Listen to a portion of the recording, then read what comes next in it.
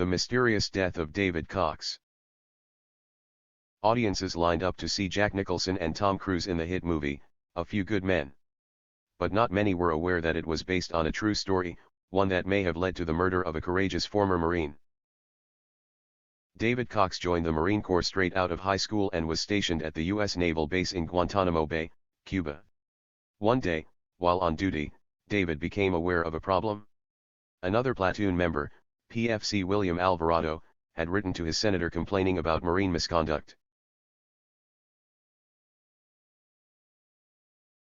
Explains how Alvarado was targeted for a code red, or hazing.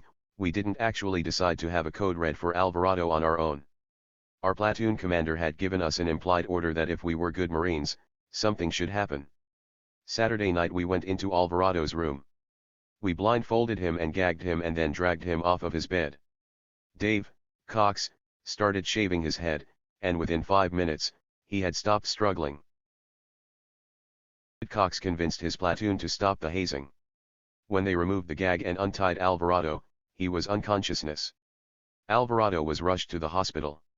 He recovered, but his 10 attackers, including David Cox, were brought up on charges.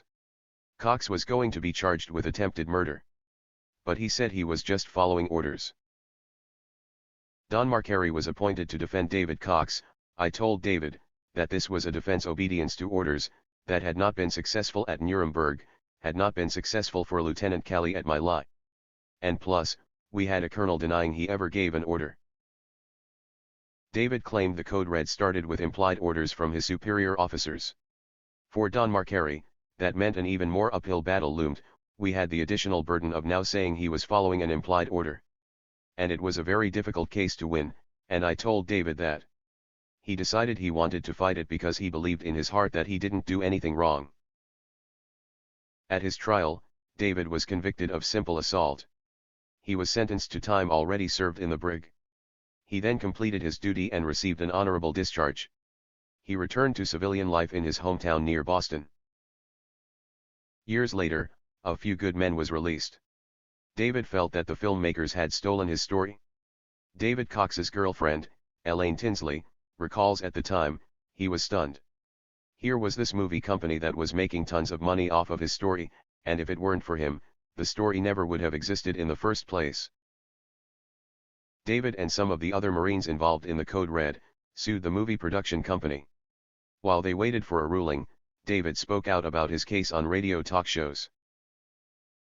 By January 1994, David was living with Elaine and hoping his temporary job with UPS would become permanent.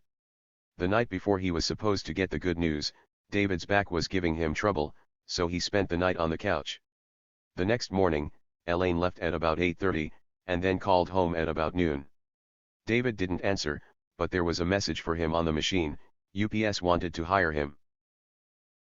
Elaine was happy David would be getting his wish. I was like, cool, Dave's gonna get this job and he's gonna be so excited. Then I called back again at 1 o'clock to check the messages, and that message was still there, and the UPS guy had called again, too. At 5:30 p.m., Elaine returned home. When I came into the house that night after work, I realized right away that the doors to all the rooms were open, and our rabbit, who we usually just kept in the kitchen, was hopping all over the place. David's truck was still in the driveway, with the keys in the ignition. His uncashed paycheck was on the dashboard and his 9mm gun was in the glove box. But David was gone. Elaine didn't know what to make of the situation. As the days went on and there was no news from him, we checked his bank account. There was no activity on his bank account. You start to believe that, maybe something did happen, but why? The answer came with the spring thaw. The body of David Cox was discovered on the banks of a river in Medfield, Massachusetts, about 5 miles from his apartment. Sergeant Kevin Shea of Massachusetts State Police describes the manner of death. He was shot, according to the ME, 4 times, once at the base of the rear of the neck and 3 times in the left side torso area. It was clear that robbery was not the motive. David's cash and his credit cards were still in his wallet. And police ruled out a random attack. Sergeant Shea believes David left home with someone he knew. It's our belief that he got in the car willingly, that he knew who was coming to pick him up, and that he went to this area and walked into the woods with this person. I think that if it was somebody that was just holding a gun on him or something like that, that they would do it within the first 30 or 40 yards into the woods. David was found almost 3/4 to a mile walk into the woods. David's attorney, Donald Marcari, thinks the murder was somehow related to the military. I don't know why David was killed. I personally believe it had something to do with the military. He was taken out of his house without signs of struggle. He was wearing his Marine Corps jacket, which he never wore. He was found between two hunting ranges where gunshots would not be unusual, and he was murdered execution style. But what was the motive? After the release of A Few Good Men, David gave an interview on the radio. He was quite vocal about his story and the U.S. activities in Cuba. David's mother worried that he had been too outspoken. After I heard that interview on the radio, I spoke to him, and I said, I don't like what you're doing. I think what you're doing is dangerous. I think he felt far too free to just speak his mind. David's brother, Steve, had a different theory suggesting another possible scenario. He thought that perhaps the murder was connected to David's job at UPS. A couple of months before Dave disappeared, he'd mentioned to me that he had come upon a supervisor and one of the drivers involved in some type of activity, what he believed to be was theft.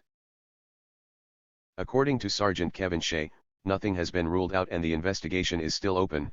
It'll remain open until we solve it. Again, we'll follow any leads that come through vigorously, and do that until it is solved. The end. Thank you for watching. Don't forget like and subscribe.